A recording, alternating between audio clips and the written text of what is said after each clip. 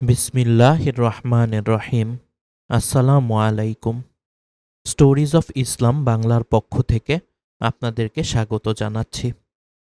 গত পর্বে আমরা ইবলিস শয়তানের জন্ম, তার বেড়ে ওঠা, তার শিক্ষা জীবন এবং তার মা বাবা সম্পর্কে জেনেছিলাম। আজকের পর্বে আমরা দেখব কিভাবে সে আসমান থেকে বিতাড়িত হয়েছিল এবং আরও বিস্তারিত তার সম্পর্কে জানব। মহাকাশে ফেরেশতাদের রাজ্যে প্রবেশ করা সহজ ব্যাপার নয়। শয়তানকে যদিও প্রবল প্রতাপ দেয়া হয়েছে, তবুও সে সেখানে গিয়ে অদৃশ্য খবর সংগ্রহ করতে পারে না। তবে শয়তানের জন্য চেষ্টা অব্যাহত রাখে, কিন্তু মহান আল্লাহ সে অনুমতি তাকে দেননি। শয়তান আল্লাহর ক্রোধের শিকার হয় এবং জ্বলন্ত উল্কাপিণ্ডের আঘাতে আকাশ থেকে দূরে নিক্ষিপ্ত হয়। মহান আল্লাহ ইরশাদ করেন, আমি আল্লাহ প্রত্যেক বিতাড়িত শয়তান থেকে আকাশকে নিরাপদ করে দিয়েছি। সূরা হিজর আয়াত 17। ইবনে আব্বাস রাজিয়াল্লাহু উল্লেখিত আয়াতের ব্যাখ্যায় বলেছেন, একসময় আকাশে শয়তানের প্রবেশাধিকার ছিল। শয়তানরা আকাশে গিয়ে ফেরেশতাদের কথোপকথন থেকে গায়েব বা অদৃশ্যের কিছু খবরাখবর শুনত। পরে সেগুলো পাদ্রী বা জ্যোতির্বিদদের কাছে বলতো। ঈসা আলাইহিসসালামের জন্মের পর প্রথম ৩ আসমানে তাদের প্রবেশাধিকার সংরক্ষিত করা হয়, আর মুহাম্মদ সাল্লাল্লাহু আলাইহি ওয়াসাল্লামের জন্মের পর সব আসমানে শয়তানদের প্রবেশ নিষিদ্ধ করা হয়। এরপর থেকে যখনই কোনো শয়তান ঊর্ধ্বাকাশে উঠতে চেষ্টা করে, জ্বলন্ত আগুন বা উল্কা তাকে ধাওয়া করে। তাফসিরে রাজি ১৫৯। ইসলামের ইতিহাসের সঙ্গে পরিচিত কারো কারো মনে প্রশ্ন জাগতে পারে, ঊর্ধ্বাকাশে যদি শয়তানের প্রবেশাধিকার নিষিদ্ধ করা হয়ে থাকে, তাহলে আদিপিতা আদম আলাইহিসসালাম ও আদিমাতা হাওয়া আলাইহিসসালামকে জান্নাতে শয়তান কিভাবে প্ররোচিত করল? এ প্রশ্নের জবাব ইবনে আব্বাস রাজিয়াল্লাহু এর কথায় রয়েছে। অর্থাৎ একসময় যেহেতু ঊর্ধ্বাকাশে শয়তান প্রবেশ করতে পারত, তাই বলা যায় যে আদম আলাইহিসসালামের ঘটনা তার প্রবেশাধিকার নিষিদ্ধ হওয়ার সময়ের অনেক আগের ঘটনা। তখন পর্যন্ত শয়তান আকাশে প্রবেশাধিকার নিষিদ্ধ ছিল না। পরে পর্যায়ক্রমে ঊর্ধ্বাকাশে শয়তানের প্রবেশাধিকার নিষিদ্ধ করা হয়। বুখারী শরীফে বর্ণিত একটি হাদিস থেকে জানা যায়, কখনো কখনো ফেরেশতারা আকাশের নিচে মেঘমালার স্তরে আসতেন এবং আকাশের খবরাদি পরস্পর আলোচনা করতেন। শয়তানরা শূন্যে আত্মগোপন করে এসব সংবাদ শুনত। মুহাম্মদ সাল্লাল্লাহু আলাইহি ওয়াসাল্লামের আবির্ভাবের পর উল্কাপাতের মাধ্যমে এই সুযোগও বন্ধ করে দেয়া হয়। এটা করা হয়েছে ওহীর হেফাজত ও বিশেষ সুরক্ষার তাগিদে। এ আলোচনা থেকে আমরা কয়েকটি বিষয় জানতে পারি। প্রথমত, শয়তান দুনিয়ায় মানুষকে যেভাবে বিভ্রান্ত করে থাকে, মহাকাশের বাসিন্দা বা ফেরেশতাদের সেভাবে বিভ্রান্ত করতে পারে না, বরং মহাকাশে উঠতে চাইলে গতিপথ রুদ্ধ করা হয়। দ্বিতীয়ত, শয়তানের প্ররোচনা মুক্ত থাকায় ফেরেশতাদের মধ্যে পাপাচার বা আল্লাহর অবাধ্যতার কল্পনাও জাগ্রত হয় না। তৃতীয়ত, ঊর্ধ্বাকাশের কোনো খবরাখবর শয়তানের পক্ষে জানা সম্ভব নয়। চতুর্থত, নবী রাসূলদের কাছে প্রেরিত ওহী ছাড়া ঊর্ধ্ব জগতের কোনো বার্তা জানা মানুষের পক্ষে সম্ভব নয়। এবার দেখি শয়তান সম্পর্কে ইসলামে আরও কি কি বলা হয়েছে। ইসলাম ধর্মে শয়তানকে মানবজাতির সবচেয়ে বড় শত্রু হিসেবে চিহ্নিত করা হয়েছে, যে মানুষকে সত্য ও ন্যায়ের পথ থেকে বিচ্যুত করার জন্য সব সময় তৎপর থাকে। ধর্মগ্রন্থ কোরআন ও হাদিসে শয়তানকে ইবলিস নামে অভিহিত করা হয়েছে এবং তার ধ্বংসাত্মক প্রভাব সম্পর্কে সতর্ক করা হয়েছে। পৃথিবীর বিভিন্ন ধর্মে শুভ ও অশুভ শক্তির ধারণা থাকলেও ইসলাম ধর্মে শয়তানের কার্যক্রমকে বিশেষ গুরুত্ব দেয়া হয়েছে। শয়তান শুধুমাত্র মানুষকে পথভ্রষ্ট করে না, বরং তার প্রতারণার জালে ফেলে তাকে ধ্বংসের দিকে নিয়ে যায়। শয়তানের পরিচয়। পবিত্র কোরআন হাদিসে শয়তানকে প্রধানত দুটি নামে চিহ্নিত করা হয়েছে, শয়তান ও ইবলিস। আরবি ভাষাবিদরা বলেন ইবলিশ শব্দটি গ্রিক ডায়াবোলস শব্দ থেকে নেওয়া হয়েছে, যার অর্থ কুৎসা রটনাকারী, বিশ্বাসঘাতক ও মিথ্যুক। ইংরেজি ডেভিল শব্দটিও একই উৎস থেকে নেওয়া হয়েছে। শয়তান শব্দটি আরবি শাতানুন শব্দ থেকে এসেছে, যার অর্থ কূপ থেকে পানি তোলার লম্বা রশি। যেহেতু শয়তান তার প্রতারণার মাধ্যমে মানুষকে মন্দ পথে টেনে নিয়ে যায়, তাই তাকে শয়তান বলা হয়েছে। কোরআন মাজিদে শয়তানের বর্ণনা। হযরত আব্দুল্লাহ ইবনে আব্বাস রাদিয়াল্লাহু বলেন, ইবলিশের নাম ছিল আজাজিল। সে ছিল ফেরেশতাদের মধ্যেও সম্মানী। তার 4টি পাখা ছিল। তিনি অপর বর্ণনায় বলেন, ইবলিশ ছিল ফেরেশতাদের অন্তর্ভুক্ত। আল্লাহ তাআলার নাফরমানি করার কারণে তার ক্রোধে পড়ে শয়তান হয়ে যায়। আবু জায়েদ, হাসান, কাতাদা প্রমুখ বলেন, ইবলিশ জিন জাতির আদিপিতা। যেমন হযরত আদম আলাইহিস সালাম মানব জাতির আদিপিতা, তবে সে ফেরেশতা নয়। গ্রিক ভাষায় তার নাম আজাজিল, আর আরবি ভাষায় হারিস। শয়তানের উপাসকদের সম্পর্কে আমরা কতটুকু জানি? যুক্তরাষ্ট্রের বস্টনের শহরতলিতে ম্যারিয়ট হোটেলে এবছরের এপ্রিলে যে অনুষ্ঠান অনুষ্ঠিত হয়েছে, সম্ভবত সেটি ছিল শয়তানের পূজারীদের সবচেয়ে বড় সম্মেলন। শয়তানের উপাসনার আনুষ্ঠানিকতা পালনের জন্য আলাদা করা ছিল একটি রুম, যেটিতে শুধু মোমবাতি জ্বলছিল। ঘরের এক কোণায় একটি বেদি আর মেঝেতে পেন্টাগনের চিহ্ন ছিল। এখানে যে আনুষ্ঠানিকতা পালন করা হয় সেটিকে বলা হয় অ্যানব্যাপটিজম, অর্থাৎ খ্রিস্টধর্মে দীক্ষিত হওয়ার উল্টো প্রক্রিয়া। শৈশবে ধর্মীয় শিক্ষা নেয়ার সময় যেসব রীতি পালন করতে হয়, এখানে অংশগ্রহণকারীরা সেই রীতিগুলোর প্রতীকীভাবে বর্জন করার অনুষ্ঠান পালন করে। এখানে যে অনুষ্ঠানটিতে যোগ দেওয়ার ব্যবস্থা করে দেয়া হয়েছে, অর্থাৎ যে ব্যক্তি এখানে যোগ দিতে যাচ্ছিল তার জন্য একটি শর্ত দেয়া ছিল যে এখানকার কারো পরিচয় প্রকাশ করা যাবে না। এখানকার সবার পরনেই ছিল গোড়ালি পর্যন্ত লম্বা আলখাল্লা, মাথায় হুড আর কালো মুখোশ। সবার হাতই ছিল দড়ি দিয়ে বাঁধা, যা পরে খুলে দেয়া হয় মুক্তির প্রতীক হিসেবে। বিভিন্ন জায়গায় বাইবেলের ছেঁড়া পাতা রেখে বোঝানো হয়েছে খ্রিস্টধর্ম থেকে বের হয়ে আসার শপথ। সমকামী সমর্থন, ধর্মবিরোধী আর বৈজ্ঞানিক যুক্তিবাদী। বোঝাই যাচ্ছিল যে উপস্থিত মানুষের জন্য পুরো অভিজ্ঞতাটা অত্যন্ত গুরুত্ব বহন করে। সমকামী হয়ে বড় হওয়ার পদে পদে যারা শুনেছে যে তারা কতটা ঘৃণ্য একজন মানুষ, এটা সবসময় তারা মানসিকভাবে তাদেরকে দারুণভাবে আঘাত করেছে। এই শয়তানের মন্দির তাদেরকে যুক্তি আর সহমর্মিতা খুঁজে পেতে সাহায্য করে। স্যাটানিক টেম্পল বা শয়তানের মন্দিরকে যুক্তরাষ্ট্রের সরকার ধর্ম হিসেবে স্বীকৃতি দেয়। ইউরোপ, অস্ট্রেলিয়া আর আমেরিকায় এর প্রতিনিধিও রয়েছে। এপ্রিলের শেষ দিকে হওয়া এই সম্মেলনের টিকিট কিনেছিল 830 জন। এই আয়োজনের নাম দেয়া হয়েছিল স্যাটান কন। এখানে আসা সদস্যরা বলছিল যে তারা আসলে নরক থেকে আসা লুসিফার বা শয়তানের উপর বিশ্বাস করে না। তাদের কাছে শয়তান একটি প্রতীক, যার মাধ্যমে কর্তৃত্বকে বা ধর্মকে প্রশ্ন করার বিষয়টি তুলে ধরা হয়। এবার আমরা তো জানলাম যে শয়তানের সাধনা কারা করে। তারা শয়তানের সাধনার মাধ্যমে বা কালো জাদু বা ব্ল্যাক ম্যাজিকের মাধ্যমে বিভিন্ন জিনিস শয়তানের থেকে হাসিল করে নেয়, কিন্তু তারা ইসলাম থেকে বা আল্লাহ থেকে চিরতরে বিতাড়িত হয়ে যায়। এবার আমরা জানি যে কোরআন হাদিসে শয়তানের আর কি কি বর্ণনা এসেছে।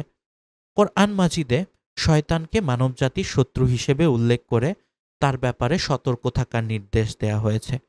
কোরআনে কারিমে ইবলিশের নামে 9 স্থানে 11 বার ইবলিশের কথা উল্লেখ করা হয়েছে। আল কোরআনের প্রায় 88টি আয়াতে শয়তান শব্দটি এক ও বহু বচনে ব্যবহৃত হয়েছে। শয়তানের ব্যাপারে কোরআন মাজিদের মৌলিক বক্তব্য কি? শয়তান জিনদের অন্তর্ভুক্ত। শয়তান প্রকৃতপক্ষে ফেরেশতা নয়, জিন ছিল। এরশাদ হয়েছে, তখন তারা সবাই সিজদা করল ইবলিশ ছাড়া। সে জিনদের একজন, সে তার প্রতিপালকের আদেশ অমান্য করল। সূরা কাহাফের আয়াত 50 এসেছে। আল্লাহর অবাধ্য। ইরশাদ হয়েছে, তখন ফেরেশতারা সবাই সিজদাবনত হলো, কেবল ইবলিশ ছাড়া। সে অহংকার করল এবং অবিশ্বাসীদের অন্তর্ভুক্ত হলো। সূরা সোয়াদের 73 থেকে 74। শয়তান মানুষের শত্রু। কোরআনে ইরশাদ হয়েছে, হে আদম সন্তান, আমি কি তোমাদের নির্দেশ দেইনি যে তোমরা শয়তানের দাসত্ব করো না, কেননা সে তোমাদের প্রকাশ্য শত্রু। সূরা ইয়াসিন আয়াত ৬০। শয়তান মানুষকে প্রতারিত করে। প্রতারিত করার মাধ্যমে শয়তান মানুষকে মন্দ কাজে উৎসাহিত করে। ইরশাদ হয়েছে, সে বলল, আমি অবশ্যই তোমার বান্দাদের এক নির্দিষ্ট অংশকে আমার অনুসারী করে দেব। আমি তাদের পথভ্রষ্ট করবই, তাদের হৃদয়ে মিথ্যা বাসনার সৃষ্টি করব। সূরা নিসা আয়াত ১১৮-১১৯। শয়তানের রয়েছে মানব সহযোগী। মানব সমাজে শয়তানের কিছু সহযোগী আছে, আর তারা পরস্পরকে সহযোগিতা করে। ইরশাদ হয়েছে, যারা মুমিন তারা আল্লাহর পথে যুদ্ধ করে, এবং যারা অবিশ্বাসী তারা তাগুদের পথে যুদ্ধ করে। সুতরাং তোমরা শয়তানের বন্ধুদের বিরুদ্ধে যুদ্ধ করো, শয়তানের কৌশল অবশ্যই দুর্বল। সূরা নিসা আয়াত ৭৬। শয়তান একই সাথে একটা বিশেষ্য আর বিশেষণ শব্দ। বিশেষ্য হিসেবে শয়তানের অর্থ শত্রু, প্রতিপক্ষ, আর বিশেষণ অর্থ হিসেবে এর অর্থ হলো খারাপ। আমাদের ধর্ম অনুসারে শয়তান বা ইবলিস তৈরি করা হয়েছিল ধোঁয়াবিহীন আগুন, আর মানুষকে তৈরি করা হয়েছিল কাদা থেকে। শয়তানের প্রধান বৈশিষ্ট্য হলো তার নিজের কোনো খারাপ কাজ বা সরাসরি মানুষের ক্ষতি করার শক্তি নেই, শুধুমাত্র মানুষের মনের ভেতর কুমন্ত্রণা দেবার শক্তি আছে। শয়তান ছিল একজন আল্লাহর জন্য নিবেদিত প্রাণ, এবং সে ছিল জিন। অন্য সূত্র মতে শয়তান একটি অবাধ্য ফেরেশতা, যেটি কোরআন এবং হাদিস দ্বারা স্বীকৃত নয়। কোরআন বা হাদিস স্বীকার করে যে শয়তান একটা জিন ছিল, কিন্তু তাকে আল্লাহ ফেরেশতার সম্মান দিয়েছিলেন। ফেরেশতাদের স্বাধীন কোনো ইচ্ছা নেই, তাদের মনে কখনো খারাপ বা পাপ চিন্তা হয় না, কারণ আল্লাহ তাদের অবাধ্য হওয়ার কোনো শক্তি দেননি। সুতরাং ইবলিস জিন, কারণ সে অবাধ্য হয়েছিল। সৃষ্টির সেরা আদম আলাইহিসসালামকে সেজদা করতে বলেছিলেন আল্লাহ তাকে, কিন্তু সে সেজদা না করার কারণে তাকে বেহেশত থেকে বহিষ্কার করা হয়েছিল। এরপর সে শয়তান নামে পরিচিত হয় এবং বলে, যেহেতু অবাধ্যতার জন্য সে বিতাড়িত হলো, তাই কিয়ামতের আগ পর্যন্ত আদমের শয়তানদের সে ভুল পথে চলার জন্য প্ররোচনা দিয়ে যাবে। আদম এবং হাওয়ায়ের সাথেও তাকেও পৃথিবীতে প্রেরণ করা হয়। হিব্রু বাইবেলে শয়তান নামক এক ফেরেশতার উল্লেখ পাওয়া যায়। এখানের বর্ণনা অনুসারে সে নিজে কোনো খারাপ কাজ করে না, মানুষের প্রতিটি পাপ আর খারাপ কাজের দিকে সৃষ্টিকর্তার দৃষ্টি আকর্ষণ করে। খ্রিস্টান ধর্ম অনুসারে একটা শয়তান হলো সাপ, যে ইভ বা হাওয়া আলাইহিসসালামকে নিষিদ্ধ ফল খাবার জন্য প্ররোচনা দিয়েছিল। এখানেও তাকে একটা ফেরেশতা হিসেবে উল্লেখ করা হয়েছে, যে সব সময় মানুষকে সৃষ্টিকর্তার বিরুদ্ধ আচরণ করার মন্ত্রণা দেয়। দ্য বুক অফ রেভেলেশনে শয়তান তার কর্মকাণ্ড সম্পর্কে বিস্তারিত বর্ণনা দেয়া হয়েছে। শয়তানের সংখ্যা হলো 666 বা 666। তবে বাইবেলের বুক অফ রিভেলেশন কিন্তু এই শয়তানের এই সংখ্যার কোনো উল্লেখ নেই। বেশিরভাগ গবেষকদের মতে রোমান সম্রাট নিরোর উল্লেখ করা 666 সংখ্যার প্রচলন হয়, কারণ নিরোর সময়ে প্রাচীন খ্রিস্ট ধর্মাবলম্বীদের ওপর বেশ কয়েকটি নৃশংস আক্রমণ চালানো হয়েছিল। কালের বিবর্তনে স্যাটানিজম নামে একটি বিশেষ শাখা গড়ে ওঠে। এর মতাবলম্বীরা শয়তানকে দেবতা হিসেবে উপাসনা করে। শয়তান উপাসনার শেকড় অবশ্য আরও অনেক প্রাচীন, যীশুখ্রিস্ট এর জন্মেরও অনেক আগে। তবে এই স্যাটানিজম বা প্রেত চর্চার বেশিরভাগ ধারণা কিন্তু আসল শয়তান থেকে উদ্ভব হয়নি। ডাইনি আর অপদেবতার রিচুয়াল থেকে শয়তান উপাসনার বিভিন্ন ধারণা তৈরি হয়েছে। এই উপাসকরা শয়তানকে মানুষ দেহধারী রূপে কল্পনা করে। ধর্মবিশ্বাস হিসেবে শয়তানবাদের প্রচলন হয় 1966 সালের দিকে। এ সময় গড়ে ওঠে চার্চ অফ শয়তান নামক একটি সংস্থা। শয়তান উপাসনার নামে মানুষের উপর নির্যাতন এবং আরও অনেক অভিযোগ ওঠে তাদের বিরুদ্ধে। এরা বিশ্বের মানুষের কাছে পরিচিত পায় শয়তানের উপাসক হিসেবে। প্রকৃতপক্ষে দ্য চার্চ অফ স্যাটান শয়তানের উপাসনা করা কোনো সংগঠন নয়। দ্য স্যাটানিক চার্চ প্রধানত একটি নাস্তিক সংগঠন এবং তাদের ধর্মগ্রন্থ দ্য স্যাটানিক বাইবেলে রয়েছে there is no god, there is no devil, a person is insane if he believes any of them.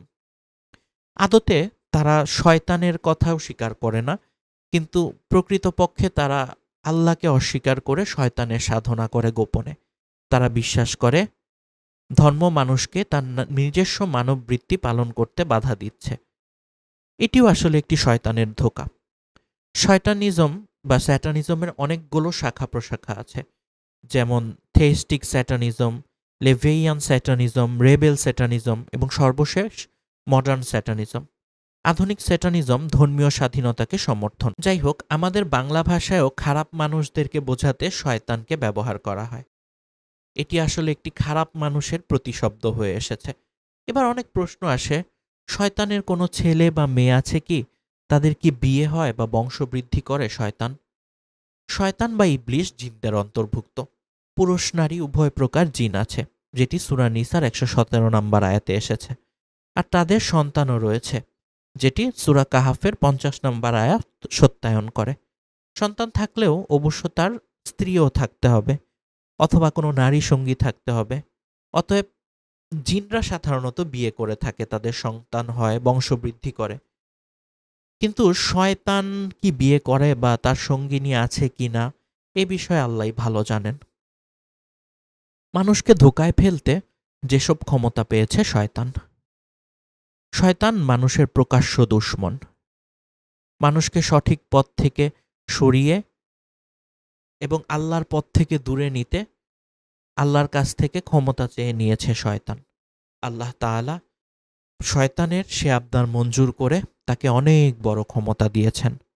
শয়তানের পথভ্রষ্ট হওয়া এবং মানুষের ক্ষতিতে ক্ষমতা লাভ ছিল তার অহংকার ও দাম্ভিকতা।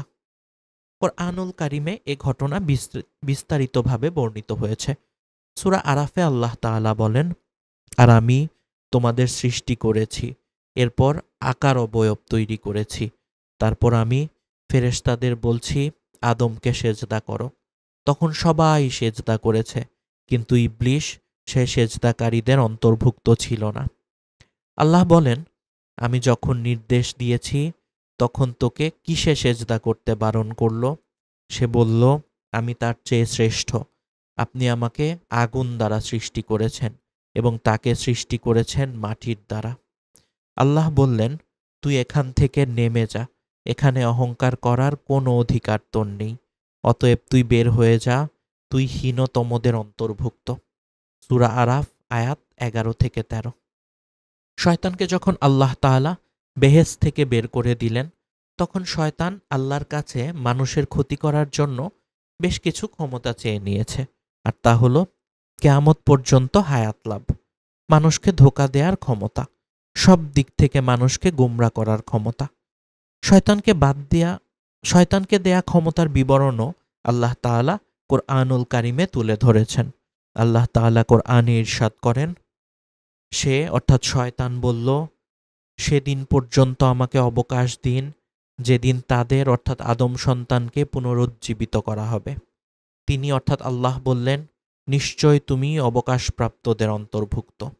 সে অর্থাৎ শয়তান বলল, যেহেতু আপনি আমাকে পথভ্রষ্ট করেছেন, সে কারণে অবশ্যই আমি তাদের জন্য আপনার সোজা পথে বসে থাকব। তারপর অবশ্যই আমি তাদের কাছে, তাদের সামনে থেকে, তাদের পেছন থেকে, তাদের ডান দিক থেকে, তাদের বাম দিক থেকে উপস্থিত হব, আর আপনি তাদের অধিকাংশকে কৃতজ্ঞ পাবেন না। সূরা আরাফ আয়াত ১৪-১৭। আল্লাহ তাআলা শয়তানকে তার চাহিদা মোতাবেক কিয়ামত পর্যন্ত হায়াত দান করেছেন। মানুষকে পথভ্রষ্ট করে থাকে সে। মানুষের শরীরের রগে রগে বিচরণ করতে পারে শয়তান। সে মানুষের শিরায় শিরায় ভ্রমণ করে, মানুষকে সব দিক থেকে বিপদে ফেলার কুমন্ত্রণা দিয়ে থাকে। সে কারণেই মানুষ শয়তানের ফাঁদে পা দিয়ে গুনাহ করে থাকে। শয়তানের প্ররোচনায় মানুষের গুনাহ করা একটি স্বাভাবিক বিষয়, এতে চিন্তিত হওয়ার কোনো কারণ নেই। কেননা শয়তান আল্লাহর সঙ্গে এটিকে চ্যালেঞ্জ হিসেবে গ্রহণ করেছিল। আল্লাহর বান্দাকে তাওবার মাধ্যমে ক্ষমা করার সহজ বিধান রেখেছেন। যখনই কোনো আদম সন্তান শয়তানের প্ররোচনায় গুনাহ করবে আর পরক্ষণেই গুনাহ থেকে মুক্তি পেতে আল্লাহর কাছে তওবা করবে, আল্লাহ তাআলা তাকে ক্ষমা করে দেবেন। হাদিসে এসেছে, হযরত আনাস রাদিয়াল্লাহু আনহু বলেন, রাসূলুল্লাহ সাল্লাল্লাহু আলাইহি ওয়াসাল্লাম বলেছেন, প্রত্যেক আদম সন্তান চরম গুনাহগার, এদের মধ্যে সবচেয়ে উত্তম হচ্ছে তাওবাকারী। তিরমিজি শরীফের হাদিস। সুতরাং শয়তানের প্ররোচনায় হতাশ হওয়ার কোনো কারণ নেই। মহান আল্লাহ তাআলা শয়তানকে যেমন ক্ষমতা দিয়েছেন, তেমনি পথহারা মানুষকে ক্ষমা করে দিতে তিনি খোলা রেখেছেন তাওবার দরজা। আল্লাহ তাআলা মুসলিম উম্মাকে কোরআন সুন্নাহর আলোকে সঠিক পথে থাকার তৌফিক দান করুন। তাওবার মাধ্যমে ক্ষমা লাভ করার তৌফিক দান করুন। শয়তান সবসময় যাদের সঙ্গে থাকে, কাদের সঙ্গে থাকে সবসময় শয়তান? শয়তান মানুষের সবচেয়ে বড় শত্রু। শয়তান মানুষকে ধোঁকা দেয়, মন্দ কাজে প্রলুব্ধ করে, ক্রমে ক্রমে আল্লাহর কুফর ও শিরকে লিপ্ত করে, সবশেষে চিরদুঃখের ও অশান্তির জায়গা জাহান্নামে পৌঁছে দেয়। শয়তান থেকে বেঁচে থাকতে আল্লাহ তাআলা কোরআনের বিভিন্ন আয়াতে বলেছেন। এক আয়াতে আল্লাহ বলেন, হে মুমিনরা, তোমরা শয়তানের পদাঙ্ক অনুসরণ করো না। সূরা নূর আয়াত ২১। যাদের পেছনে শয়তান লেগে থাকে। শয়তান কাদের পেছনে লেগে থাকে এবং কাদের ভুল পথে পরিচালিত করে, তাদের ব্যাপারে পবিত্র কোরআনে অনেকগুলো আয়াতে এ বিষয়ে বর্ণিত হয়েছে। আল্লাহ তাআলা এক আয়াতে বলেন, আমি কি তোমাদের জানাবো কার কাছে শয়তান অবতীর্ণ হয়? শয়তান অবতীর্ণ হয় ঘোর মিথ্যাবাদী ও পাপীর কাছে। পাষাণ হৃদয়ের মানুষের সঙ্গী শয়তান। যারা অন্যের পেছনে লেগে থাকে এবং পাষাণ হৃদয়ের হয়, তাদের পেছনেও শয়তান লেগে থাকে। তাদের জন্য অকল্যাণ ও অমঙ্গল এবং নানা রকম ক্ষতি নিয়ে আসে। আল্লাহ তাআলা বলেন, এটা এই জন্য যে শয়তান যা প্রক্ষিপ্ত বা পাঠ করে, তিনি তা তাদের জন্য পরীক্ষা স্বরূপ করেন। যাদের অন্তরে ব্যাধি আছে এবং যারা পাষাণ হৃদয়, নিশ্চয়ই জালিমরা দুস্তর মতভেদে আছে। সূরা হজ আয়াত ৫৩। আল্লাহর স্মরণ থেকে গাফিলদের সহচর শয়তান। অনেক মানুষ আল্লাহকে ভুলে যায়। তারা মহান প্রতিপালক ও স্রষ্টা আল্লাহর স্মরণে গাফিলতি করে, তার ইবাদত বন্দিগি থেকে দূরে সরে থাকে। আর এমন সব লোকদের পেছনে শয়তান লেগে থাকে। আল্লাহ তাআলা পবিত্র কোরআনে বলেন, যে ব্যক্তি আল্লাহর স্মরণে বিমুখ হয়, আমি তার জন্য নিয়োজিত করি এক শয়তান, অতঃপর সে হয় তার সহচর। শয়তানরাই মানুষকে সৎ পথ থেকে বিরত রাখে, অথচ মানুষ মনে করে তারা সৎ পথে আছে। সূরা যুখরুফ আয়াত ৩৬ থেকে ৩৭। যারা আল্লাহকে স্মরণ করে না, তারা শয়তানের দোসর। আল্লাহর কথা যাদের মনে পড়ে না এবং যাদের মন আল্লাহকে স্মরণ করে না, শয়তান তাদের পেছনে লেগে থাকে, তাদেরকে বিপথে পরিচালিত করে। তার দুনিয়া এবং আখিরাত বরবাদ করে দেয়। আল্লাহ তাআলা বলেন, শয়তান তাদের উপর প্রভাব বিস্তার করে বা করেছে, ফলে তাদের ভুলিয়ে দিয়েছে আল্লাহর স্মরণ। তারা শয়তানের দল, সাবধান, শয়তানের দল অবশ্যই ক্ষতিগ্রস্ত। সূরা মুজাদালা আয়াত ১৯। যে ডাক শুনলেই শয়তান পালাতে থাকে। শয়তান সবসময় শয়তানিতে ব্যস্ত। ফাঁদ, ষড়যন্ত্র ও কুমন্ত্রণার মাধ্যমে মানবজাতিকে সত্যপথ থেকে সরিয়ে দেয়াই তার লক্ষ্য। নতুন নতুন ফাঁদ আল্লাহর বান্দাদের আটকানোর চেষ্টা করে সে। এ কাজে শয়তান সফল হবে বলে চ্যালেঞ্জও করেছিল আল্লাহর সাথে। সে আল্লাহকে চ্যালেঞ্জ করেছিল যে সে মানুষদের পথভ্রষ্ট করবে। মুমিনদের উচিত সবসময় শয়তান থেকে সতর্ক থাকা এবং তাকে যতটা সম্ভব দূরে সরিয়ে রাখা। শয়তান থেকে নিরাপদে থাকার বিভিন্ন আমল ও দোয়ার উল্লেখ রয়েছে হাদিস শরীফে। একটি আওয়াজ বা ধ্বনির ব্যাপারে বলা হয়েছে হাদিসে, ওই ধ্বনি উচ্চারিত হলেই শয়তান দৌড়াতে শুরু করে।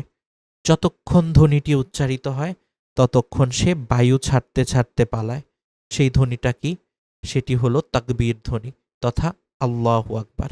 এর অর্থ হলো আল্লাহ মহান। এই ধ্বনি মোটেও সহ্য করতে পারে না শয়তান। এজন্যই আজানের সময় শয়তান পালিয়ে যায়। আজান শেষ হলে আবার সে ফিরে আসে। হযরত আবু হুরায়রা রাদিয়াল্লাহু থেকে বর্ণিত, রাসূলুল্লাহ সাল্লাল্লাহু আলাইহি ওয়াসাল্লাম ইরশাদ করেছেন, যখন নামাজের আজান দেয়া হয়, শয়তান পিছনে ঘুরে বায়ু ছাড়তে ছাড়তে পালিয়ে যায়, যেন আজানের শব্দ সে শুনতে না পায়। আজান শেষ হলে সে পুনরায় ফিরে আসে। আবার যখন ইকামত দেয়া হয়, তখন সে পলায়ন করে। ইকামত শেষ হলে সে পুনরায় ফিরে আসে এবং নামাজ আদায়কারীদের মনে সন্দেহ সংশয় সৃষ্টি করতে থাকে। সে তাকে বলে, এটা স্মরণ করো, এটা স্মরণ করো। সে কথাগুলো নামাজের আগে তার স্মরণ ছিল না। অর্থাৎ নামাজের সময় মানুষ যে কথাগুলো নামাজের আগে কোনোদিনও ভাবছিল না, সেই কথাগুলোকে সে বারবার মানুষের মনে নিয়ে আসে এবং মানুষকে নামাজ থেকে মনোযোগ সরিয়ে দেয়। শেষ পর্যন্ত নামাজ আদায়কারী দ্বিধায় পড়ে। সে বলতেও পারে না যে সে কত রাকাত নামাজ পড়ল। সহিহ মুসলিমের ৭৪৩ নম্বর আয়াত।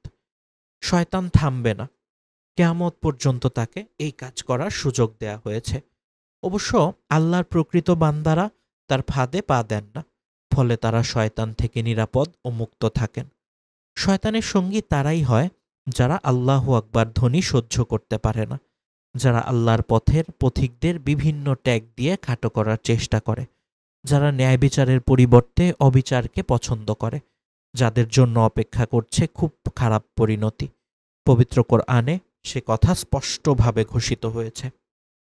আল্লাহ তাআলা বলেন, যাও, তাদের মধ্যে যে কেউ তোমার অনুগামী হবে, জাহান্নামী হবে তোমাদের সকলের শাস্তি, পরিপূর্ণ শাস্তি। তাদের মধ্যে যার উপর তোমার ক্ষমতা চলে নিজ আহ্বানের দ্বারা বিভ্রান্ত করো। তোমার অশ্বারোহী ও পদাতিক বাহিনী দ্বারা তাদের উপর চড়াও হও। তাদের সম্পদ ও সন্তান সন্ততিতে অংশীদার হয়ে যাও এবং তাদেরকে যত পারো প্রতিশ্রুতি দাও। বস্তুত শয়তান তাদেরকে যে প্রতিশ্রুতি দেয় তা ধোঁকা ছাড়া কিছুই নয়। নিশ্চয়ই আমার যারা বান্দা, তাদের উপর তোমার কোনো ক্ষমতা চলবে না। সূরা ইসরা আয়াত ৬৫। সাধারণত মুসলিমদেরকে শিরকে পতিত করানোর ক্ষেত্রে শয়তানের বিভিন্ন অপকৌশল। আমরা কমবেশি সকলেই জানি যে শয়তান অহংকারবশত আল্লাহ তাআলার আদেশকে অমান্য করে আদম আলাইহিসসালামকে সিজদা না করার কারণে মহান আল্লাহ তাকে তার রহমত থেকে বিতাড়িত করে জান্নাত থেকে বহিষ্কার করেছিলেন। বহিষ্কৃত হওয়ার প্রাক্কালে সে এ মর্মে প্রতিজ্ঞা করে বের হয়েছিল যে বনি আদমের মধ্যকার আল্লাহর একনিষ্ঠ অল্প সংখ্যক বান্দাদের ব্যতীত অবশিষ্ট সবাইকেই সে তার বহুমুখী ষড়যন্ত্রের মাধ্যমে আল্লাহ তাআলার সরল ও সঠিক পথ থেকে বিচ্যুত করবে। আল্লাহ তাআলা তার এ প্রতিজ্ঞার জবাবে বলেছিলেন, আমার বান্দাদের উপর তোমার কোনো কর্তৃত্ব নেই, তবে পথভ্রষ্টদের মধ্যকার যারা তোমার অনুসরণ করবে তাদের কথা স্বতন্ত্র। শয়তান তার এ প্রতিজ্ঞা পূরণের জন্য সকল বনি আদমের পিছনে জিন ও মানুষের মধ্যকার তার অনুসারীদেরকে দিবানিশি লাগিয়ে রেখেছে। তারা বিভিন্ন কৌশলে তাদের ঈমান ও আমল নষ্ট করার কাজে সর্বদা তৎপর রয়েছে। সাধারণ মানুষ তো দূরের কথা, স্বয়ং রাসূলুল্লাহ সাল্লাল্লাহু আলাইহি ওয়াসাল্লামের আমল নষ্ট করার ব্যাপারে চেষ্টা করতেও শয়তানের অনুসারীরা ত্রুটি করেনি। আবু হুরায়রা রাদিয়াল্লাহু আনহু থেকে বর্ণিত হয়েছে, রাসূলুল্লাহ সাল্লাল্লাহু আলাইহি ওয়াসাল্লাম বলেন, জিনদের মধ্যকার একটি দুষ্ট জিন এসে গত রাতে আমার সালাত ভেঙে দেওয়ার জন্য আক্রমণ করেছিল। তাকে পাকড়াও করার ব্যাপারে আল্লাহ আমাকে সুযোগ করে দিয়েছিলেন, ফলে আমি তাকে ভীত সন্ত্রস্ত করে মসজিদের পায়ার সাথে বেঁধে রাখতে চেয়েছিলাম, যাতে তোমরা সকালে এসে তাকে দেখতে পাও। কিন্তু ততক্ষণে আমার মনে পড়ল সুলাইমান আলাইহিসসালামের সেই দোয়ার কথা। তিনি বলেছিলেন, হে আমার প্রতিপালক, আমাকে এমন রাজত্ব দান করুন যা আমার পরে আর কারো জন্যে শোভা পায় না। তার এ দোয়ার কথা মনে পড়ায় আমি তাকে ছেড়ে দিই। জিনদের মধ্যকার একটি জিন এসে গত রাতে রাসূলুল্লাহ সাল্লাল্লাহু আলাইহি ওয়াসাল্লামের আমল নষ্ট করার ক্ষেত্রে শয়তানের অনুসারীদের ষড়যন্ত্র সীমাবদ্ধ থাকলেও তার উম্মতদের ঈমান ও আমল উভয়ই নষ্ট করার ক্ষেত্রে তার অনুসারীদের রয়েছে নানাবিধ কৌশল। বিভিন্ন জাতি ধর্ম নির্বিশেষে মানব সমাজে যেসব শিরকি ধ্যান ধারণা কর্ম ও অভ্যাসের প্রচলন রয়েছে তা তাদের ষড়যন্ত্রেরই ফসল। তারা তাকে যে কৌশল অবলম্বন করলে পথভ্রষ্ট করা যায় সে কৌশলেই পথভ্রষ্ট করার চেষ্টা করে চলেছে। তাদের ষড়যন্ত্রের হাত থেকে আল্লাহ তাআলার রহমত কেবল তারাই রক্ষা পেতে পারে যাদের শরিয়াত সম্পর্কে যথার্থ জ্ঞান রয়েছে।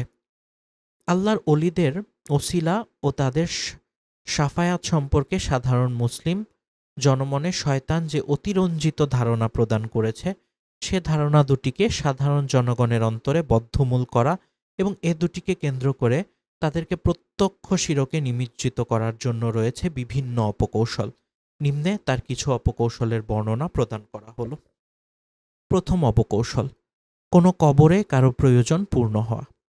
অলিগণ আল্লাহ ও সাধারণ মানুষের মাঝে মাধ্যম ও সাফায়াতকারী হওয়ার বিষয়ে দুটিকে প্রমাণ করার জন্য শয়তান সাধারণ মানুষদের কাছে কৌশল হিসেবে সেসব লোকদের উদাহরণ এনে উপস্থিত করে যারা তাদের কোনো প্রয়োজন কোনো কবরে উপস্থাপন করার পর তা অর্জিত হয়েছে বলে মনে করে। এ ধরনের লোকদের উদাহরণ উপস্থাপন করে শয়তান সাধারণ লোকদের অন্তরে এ কুমন্ত্রণা দেয় যে অলিদের উপযুক্ত বৈশিষ্ট্য রয়েছে বলেই সেসব লোকদের মনস্কামনা তাদের কবরে পূর্ণ হয়েছে। শয়তানের এ অপকৌশল থেকে বেরিয়ে আসার উপায় কি? শয়তানের এ জাতীয় অপকৌশল ও ষড়যন্ত্রের জাল থেকে বেরিয়ে আসার জন্য জনগণকে জানতে হবে আল্লাহই হলেন মানুষের ভাগ্যের একক নিয়ন্তা। প্রতিটি মানুষ তার জীবনে কি কর্ম করবে এবং জীবিতদের মধ্য থেকে কারা তার প্রয়োজন পূরণে সহযোগিতা বা দোয়া করবে এসব কিছু আগাম জানার ভিত্তিতে তিনি হিকমত ও পরীক্ষার বিষয় সামনে রেখে তা নির্ধারণ করার ক্ষেত্রে তারতম্য করেছেন। তাই সকলেই সম্পদশালী হতে চাইলেও একসাথে সবাই সম্পদশালী হতে পারে না। সবাই সুস্থ শরীর, দীর্ঘায়ু ও সন্তানাদি কামনা করলেও তা পায় না। আল্লাহর বিচারে যাকে যখন দেয়া উচিত তখন তাকে তিনি তা দিয়ে থাকেন। সেজন্য কেউ সন্তান আগে পায়, কেউ পরে পায়, আবার কেউ আদৌ পায়ই না। এভাবে যারা ভাগ্যের পরীক্ষায় পড়ে তাদের করণীয় হচ্ছে ভাগ্য পরিবর্তনের জন্য যখন যে কর্ম করা প্রয়োজন তখন তা নিজে বা অপর জীবিত মানুষদের সহযোগিতা নিয়ে করতে হবে। অতঃপর কর্মের ফলপ্রাপ্তির জন্য আল্লাহর উপরে অগাধ আস্থা রেখে ধৈর্যের সাথে অপেক্ষা করতে হবে। মনে মনে এ দৃঢ় বিশ্বাস লালন করতে হবে যে আজ হোক কাল হোক আল্লাহর ইচ্ছায় আমার ভাগ্যে পরিবর্তন আসবেই। কোনো অবস্থাতেই ধৈর্যহারা হয়ে আল্লাহর উপর থেকে আস্থা হারিয়ে ভাগ্য পরিবর্তনের আশায় অন্য কারো দ্বারস্থ বা শরণাপন্ন হওয়া থেকে বিরত থাকতে হবে। বিশেষ করে কোনো মৃত অলি বা দরবেশের কবরের দ্বারস্থ হওয়া থেকে বিরত থাকতে হবে। কেননা কোনো মানুষ যিনি যত বড় মাপেরই অলি হয়ে থাকুন না কেন মরে গেলে তার পক্ষে পরের উপকার করা তো দূরের কথা, তখন তিনি তার নিজেরই কোনো উপকার করতে পারেন না। ইহজগতে থাকা অবস্থায় মানুষের দেহের সাথে তার আত্মার স্বাভাবিক সম্পর্ক থাকে বিধায় একজন মানুষ সাধ্যানুযায়ী তার নিজের ও অপর মানুষের উপকার করতে পারে, কিন্তু মরে যাওয়ার পর তার দেহের সাথে আত্মার স্বাভাবিক সম্পর্ক থাকে না বিধায় তার পক্ষে নিজের ও পরের কারোরই কোনো উপকার করা সম্ভব হয় না।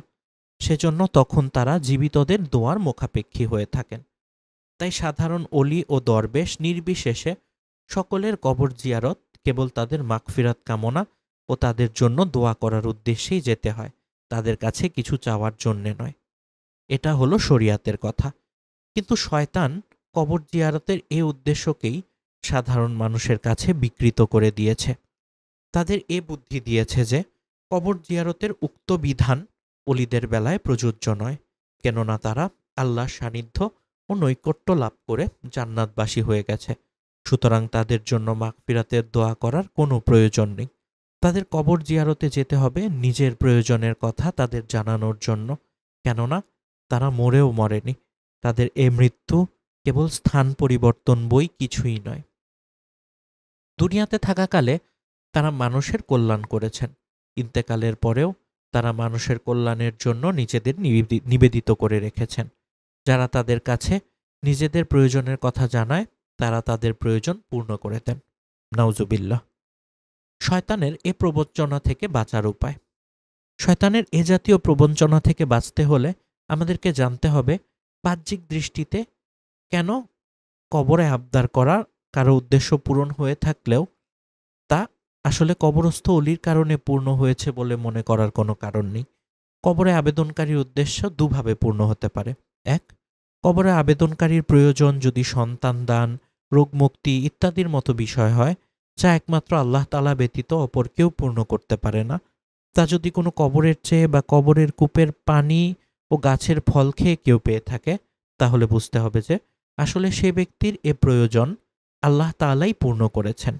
এর সাথে সে অলির মধ্যস্থতা বা শাফায়াতের কোনো সম্পর্ক নেই। আল্লাহই সে ব্যক্তির ঈমানি পরীক্ষা গ্রহণের জন্য তার ভাগ্যে তা বিলম্বে দানের বিষয়টি লিখে রেখেছিলেন।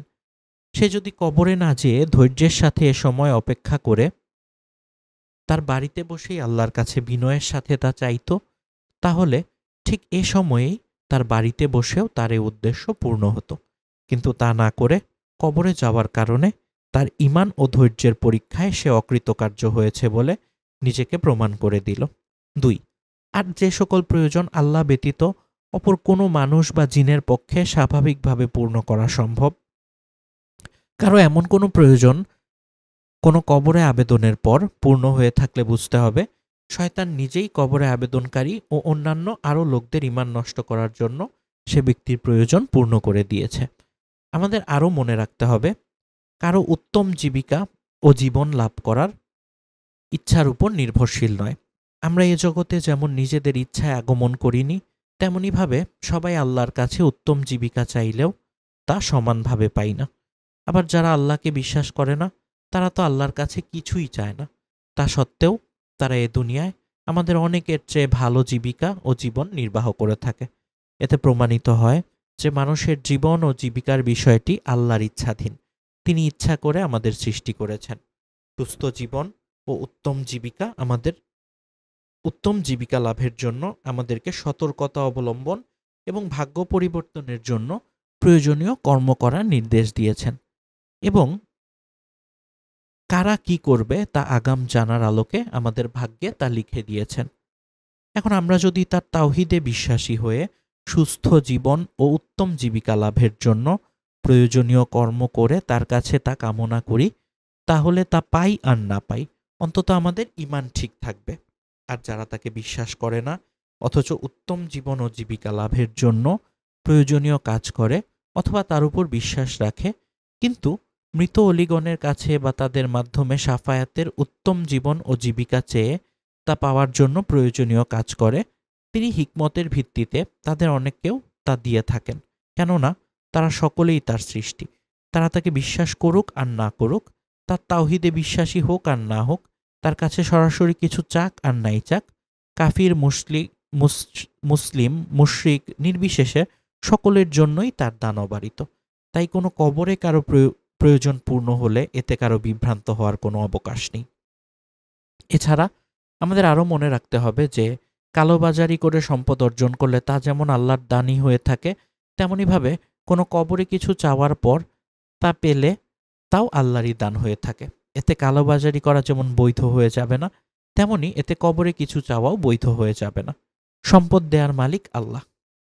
অলিগণ কারো কোনো উপকার করতে না পারার প্রমাণ। অলিগণ যে মৃত্যুর পর মানুষের কোনো উপকার করতে পারে না, এর জ্বলন্ত প্রমাণ হলো দীর্ঘকাল থেকে তাদের কবরকে কেন্দ্র করে অসংখ্য মূর্খ মানুষেরা কত শিরকি কর্ম করে চলেছে। কত লোকেরা তাদের কবরে সেজদা করছে। তারা জীবিত থাকতে এমনটি কেউ করলে তো তারা তাতে অবশ্যই বাধা দিতেন, কিন্তু তাদের মৃত্যুর পর তাদের কবরকে কেন্দ্র করে যেসব শিরকি কর্ম করা হচ্ছে তাদের কাউকে তারা বারণ করছেন না। এতে প্রমাণিত হয় তারা আসলে কিছুই করতে পারেন না মৃত্যুর পর। যদি পারতেন তাহলে অন্তত তাদের কবরে সেজদা করা লোকদের বারণ করতেন। সাধারণত লোকেরা তাদের অসীম শক্তির অধিকারী বলে মনে করে, তারা যা চান তাই করতে পারেন বলে মনে করে। ২০০৩ সালে তখন অলিদের গোপন শক্তি থাকার ব্যাপারে বিশ্বাসী লোকেরা ভেবেছিল এবার হয়তো অলিরা সকল মুসলিমদের রক্ষা করবে। কিন্তু যে মাটিতে শুয়ে আছে গাউসুল আজম আব্দুল কাদির জিলানী, সে মাটিতে এবার ওদের ১২টা বাজবে। যারা মুসলিমদের ক্ষতি করছে তার অভিসম্পাতে ওরা ধ্বংস হয়ে যাবে। কিন্তু দেখা গেল হিতে বিপরীত হয়ে গেল। ওরা সব মুসলিমদের কাল্পনিক বিশ্বাসকে মিথ্যায় পর্যবসিত করে দিয়ে ১ মাসের মধ্যেই সমগ্র দেশ দখল করে নিল। কই, বড় পীর তো তাদের দেশ রক্ষার জন্য কিছুই করলেন না। এমনকি তাদের শক্তিতে বিশ্বাস পোষণকারীরা প্রবঞ্চনা করার জন্য শয়তান থেকেও কিছু সম্ভব হলো না। হাজারো নিরপরাধ শিশু ও নারী অন্যায়ভাবে দুষ্কৃতিকারী দখলদারদের হাতে নির্মমভাবে আত্মহতি দিল। তা দেখেও বড় পীর কিছুই করলেন না, কারণ তিনি তো মৃত, তিনি কিছু করতে পারেন না। এরপরেও কি এসব কথা বিশ্বাস করা উচিত হবে আমাদের? এবার শয়তানের দ্বিতীয় অপকৌশলটি আমরা দেখি, চলুন। বেলায়েতের দাবিদারদের দ্বারা কিছু তেলেসমাতি প্রকাশ। আমাদের এ বিষয়টি জানা আবশ্যক যে যারা ঈমান ও সৎকর্ম করে বা না করে, অলি হওয়ার দাবি করে এবং বাহ্যিকভাবে চমক সৃষ্টিকারী কিছু কাজকর্ম দ্বারা তারা জনগণকে নিজেদের অলি হওয়ার কথা প্রচার করতে চায়, তারা কোনোদিনই আল্লাহর অলি নয়। প্রকৃতপক্ষে তারা শয়তানেরই অলি। এদের দ্বারা কিছু আশ্চর্যজনক কাজকর্ম সংঘটিত হয়ে থাকলেও তা মূলত শয়তানেরই তেলেসমাতি। শয়তান এদের কারো অবগতি এবং কারো অবগতির বাইরে তাদের রক্ত মাংসের সাথে মিশে গিয়ে তাদের দ্বারা অনেক অদ্ভুত কর্ম সংগঠিত করায়। অনেক সময় তাদেরকেও আগমন করলে তারা আগমনকারীদের কোনো জিজ্ঞাসাবাদ ছাড়াই তার নাম ও আগমনের উদ্দেশ্য বলে দিতে পারে। অনেক সময় তাদের সামনে উপস্থিত লোকদেরকে তারা কারো আগমনের আগাম সংবাদ দেয়। বাস্তবের সাথে তাদের কথা মিলেও যায়। অনেকে যখন পাগলের বেশে গোরস্থান ও বনে জঙ্গলে ঘুরে বেড়ায়, তখন মস্ত বড় একজন আল্লাহ অলা ও অচেনা মানুষের আকৃতিতে এসে শয়তান নিজেকে তাদের কাছে খিজির আলাইহিসসালামের পরিচয় দিয়ে কিছু উপদেশ বাণী দিয়ে যায়। কখনো খিজিরের পরিচয় দিয়ে সাধারণ মানুষের সেবা করার জন্য কোনো গাছ বা কোনো বস্তু দিয়ে যায়। আবার কাউকে স্বপ্নের মাঝে কিছু দিয়ে জনগণকে তা তাবিজ হিসেবে ব্যবহার করতে দেওয়ার উপদেশ দেয়। আবার যখন তারা কোনো অলির কবরের পাশে বসে মুরাকাবা করে, তখন অদৃশ্যে থেকে সে তাদের সাথে অনেক সময় কথাও বলে। শয়তানের এ ধরনের তেলেসমাতি প্রসঙ্গে ইমাম ইবনে তাইমিয়া রহিমাহুল্লাহ বলেন, যারা শয়তানের পছন্দনীয় কর্ম যেমন শিরক, ফাসেকি ও অপরাধমূলক কাজ করে, শয়তান তাদের সাথে বন্ধুত্ব স্থাপন করে। ফলে তাদের বন্ধু যাতে তার কাশব প্রকাশ করতে পারে সেজন্য কখনো তারা গায়েব সম্পর্কিত কোনো বিষয়ের তথ্য প্রদান করে। কখনো যাকে সে কষ্ট দিতে চায় তাকে তারা হত্যা, অসুস্থতা দ্বারা কষ্ট দেয়। কখনো কোনো মানুষকে সে ধরে আনতে চাইলে তারা তাকে ধরে নিয়ে আসে। কখনো তারা তার জন্য মানুষের কোনো অর্থ সম্পদ, খাদ্যদ্রব্য ও পোশাক ইত্যাদি চুরি করে এনে দেয় এবং সে এসবকে অলিদের কারামত বলে মনে করে। কখনো তারা তাকে বাতাসে উড়িয়ে অনেক দূরবর্তী কোনো স্থানে নিয়ে যায়। কখনো আরাফার দিন বিকেলে মক্কা শরীফে নিয়ে যায় এবং তাৎক্ষণিকই আবার ফিরিয়ে নিয়ে আসে এবং এটাকে নিজের কারামত বলে মনে করে। অথচ সে মুসলিমদের হজ করেনি, হজের জন্য কোনো এহরামও বাঁধেনি, তালবিয়াও পাঠ করেনি, কাবা শরীফের তাওয়াফ ও সাফা মারওয়া সাইও করেনি। অথচ সর্বজন বিদিত ব্যাপার যে এ ধরনের কর্ম মারাত্মক ধরনের পথভ্রষ্টতা। তিনি এ প্রসঙ্গে আরও বলেন, মুশরিকদের পথভ্রষ্টতার সবচেয়ে বড় কারণ হচ্ছে সেই সব বিষয়াদি যা তারা কবর নামের প্রতিমার কাছে দেখতে বা শুনতে পায়। উদাহরণস্বরূপ সেসব বিষয়ের কথা বলা যায় যা তারা কোনো অনুপস্থিত ব্যক্তির আগমন সম্পর্কে আগাম সংবাদ অথবা এমন কোনো বিষয়ে যার দ্বারা কোনো প্রয়োজন পূর্ণ হয়েছে বা অনুরূপ কিছু শুনতে বা দেখতে পায়। সেই সব মুশরিকদের মধ্যকার কেউ যখন কোনো কবর ফেটে উজ্জ্বল কোনো শেখকে বেরিয়ে এসে তাকে আলিঙ্গন করতে বা তার সাথে কথা বলতে দেখে, তখন সে মনে করে এই হলেন সেই শেখ বা কবরস্থ নবী। অথচ প্রকৃতপক্ষে নবীর কবর ফেটে যায়নি, শয়তানি তাকে সেই নাটকটি দেখিয়েছিল। তিনি আরও বলেন, যারা কোনো মৃত নবী বা অপর কাউকে আহ্বান করতে বা তাদের নিকট সাহায্যের জন্য আবেদন করতে অভ্যস্ত হয়েছে, তারা দূর থেকে যখন তাদেরকে সাহায্য করার জন্য আবেদন করে তখন তারা তাদের আকৃতিতে কাউকে দেখতে পায়, অথবা যারা তাকে দেখতে পায় তাকে তারা তাদের আকৃতির বলে মনে করে এবং সে দৃশ্যমান লোক তাদেরকে বলে আমি অমুক, এই বলে সে তাদের সাথে কথা বলে, তাদের প্রয়োজন পূর্ণ করে দেয়। তখন তারা মনে করে যে মৃত ব্যক্তিকে তারা সাহায্যের জন্য আহ্বান করেছিল সেই ব্যক্তি তাদের সাথে কথা বলেছে ও তাদের প্রয়োজন পূর্ণ করে দিয়েছে, অথচ এ কথোপকথনকারী হচ্ছে জিন ও শয়তান। এমনইভাবে বিভিন্ন ধরনের উপায়ে শয়তান তার তেলেস্মাতি প্রকাশ করে এবং এদেরকে, সাধারণ লোকদেরকে, তাদের অলি হওয়া এবং তাদের দ্বারা সংগঠিত বিষয়াদিকে তাদের অলি হওয়ার নিদর্শন বা কারামত বলে বোঝাতে চেষ্টা করে। পক্ষান্তরে যারা প্রকৃতপক্ষে আল্লাহর অলি, সাধারণত তাদের দ্বারা কোনো কারামত প্রকাশিত না হওয়ায় এবং তাদের দ্বারা শয়তানের কোনো তেলেস্মাতি প্রকাশিত না হওয়ায় অজ্ঞ লোকেরা তাদেরকে সাধারণ মানুষ হিসেবে গণ্য করে।